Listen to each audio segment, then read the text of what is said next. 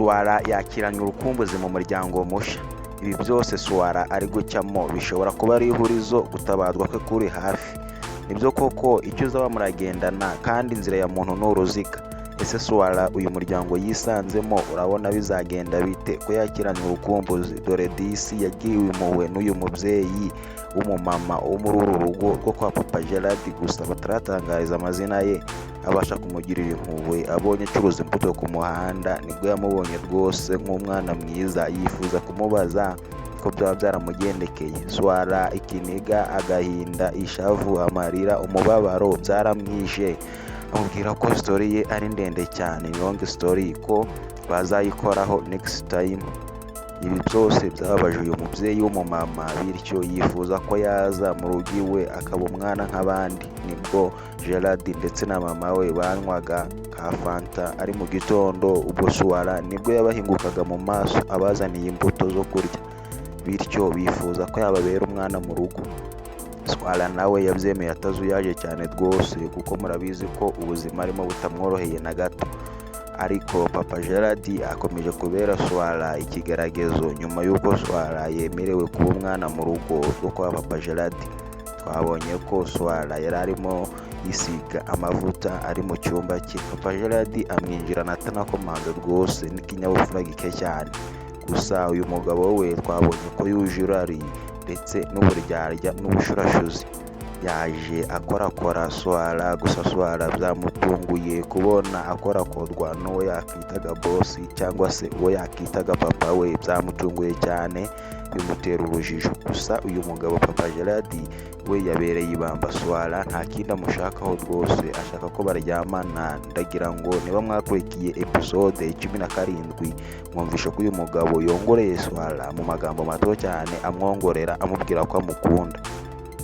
Ibi byantunguye kandi nawe byagutungura. Gusa wowe dukomezanyije ngira ngo nkubwire ngo ni filime Intambara y'Ubuzima Analysis. Uyu ni umwanya w'ikiganiro Analysis, aho tuza dukubita tubangura twanariza tureba ibyaranze episode y'ubushize, tureba ibizaranga episode ikurikira, kuko komanteri zanyu cyangwa se ibitekerezo nibyo dukusanya tukareba ibikwiriye tukabahereza ikindi gice cy'ubutaha.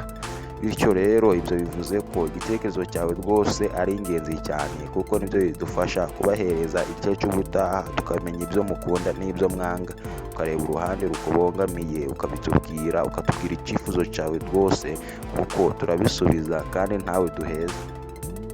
Iyi ni episode 18 twanariza tureba ibizayiranga.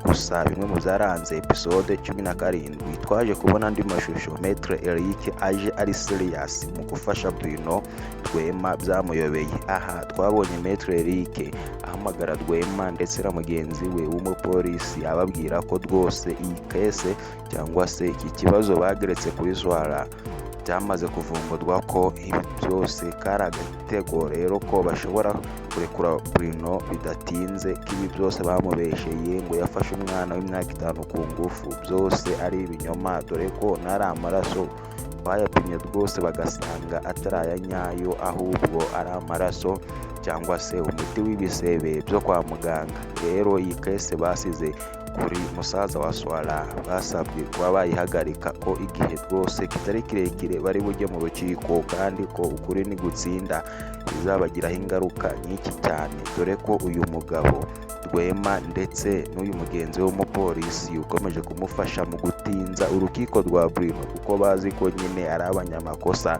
bakomeje kwiga umupango mubisha. Gusa uyu Maître Eric we yababwiye ko iteka ukuri gutsinda ikinyoma. Ese wowe ahangaha urabyumva ute? Ese Maître Eric kwaje ari serious mu kuba umutabazi wa Bruno naramuka agiye mu rukiko, urabona bizamuhira cyangwa se urabona azatsinda? Gusa mu kandi gace twabonye Bruno na Rwema tayari bageze mu rukiko. Ese ninde uri butsinde? Bruno twabonye ko afite umwunganizi cyangwa se umushinjuracyaha uzamufasha kuba yatsinda, kandi Rwema nawe nk'ubwenge bwe yakoresheje mu kuryarya imitungo y'aba bana, ntabwo nawe yaje ari wenyine, kuko yazanye uzamufasha gushinja Bruno icyaha. rero episode ya 17 yarangiye bakiri mu rukiko tutazi utsinze ndetse n'utsinzwe. Niyo mpamvu twese twitegereje turi benshi, uyu ni umwanya twanarizaga tureba ibyaranze iyi episode ya 17, tureba ibizaranga episode 18. Niyo mpamvu tugusaba kuduhereza igitekerezo cyawe muri comment ukatubwira uko bizagenda. Ese wowe urumva bizagenda bite? Turakurarikira gukurikira episode 18 ukamenya uko bizagenda. Episode 18 ni mu kanya rwose ku isaha y'isaa 5 zuzuye mu gihugu cy'u Rwanda. Iraba ibagezaho cyane, dore ko abenshi mwitegereje urukumbuzi rwinshi ndetse n'amashusho atari make. Ese bavandi, ese ndagira ngo tuganire, iyi filime hari icyo yabigufasha cyangwa hari icyo yabikungura? Ni filime y'uruhererekane, filime y'urusobe twiyemeje kujya tubategurira ibafasha gukuramo inyigisho ndetse no kubona ko ntaho utava kandi ko iby'isi bishira, iby'isi ni ubusa, ubutunzi bwo mu isi burashira. Rero aho kubaka ku musenyi wakubaka ku rutare. Ese iyi filime yabigufasha? Ese ni uwuhe mukinnyi ukunda muri iyi filime yacu, cyangwa se role model wawe, cyangwa se ushobora kubona iyi filime ari wowe, ari mwene wanyu wo mu muryango wanyu, se hari umwe mu bakinnyi b'iyi filime bafite story y'ubuzima banyuramo bisa neza n'ubuzima waciyemo? Nabyo wabitubwira muri comment ukatubwira niba koko iyi filime hari ikigufasha, kuko iyi ni filime igamije kwigisha ndetse no gukangurira imiryango yihandagaza banga gufasha abatishoboye ko iby'isi bishira, kandi ko encaye mu buri wese story ye y'ubuzima yahinduka, kandi nta kure habaho, kandi nta na byinshi bidashira muri iyi si. Uru rugendo twese turi abagenzi, niyo mpamvu uba ugomba gufasha mu gihe ukiri ku isi. Tubwire aho bitagenda neza muri iyi filime, utange igitekerezo cyawe muri comment rwose. Kugira utaduha igitekerezo cyawe bitwereka ko ibyo tubaha nta mumaro bibagirira cyangwa se bitabakoraho ku marangamutima yanyu. Garagaza amarangamutima yawe, uduhe igitekerezo cyawe muri comment. Ikiganiro wagikunze, gihe like, kandi wifuza gusangiza inshuti zawe, kora handitswe share cyangwa partage. Ibyo twari kumwe muri iki kiganiro nitwa Gezi King, naho uyu muyoboro wisanzeho ni Gezi Chess TV. Reka tubashimire cyane tubabwira ngo mukurikire episode 18, ni mu kanya ku isaha y'isaa 5 zuzuye mu gihugu cy'u Rwanda.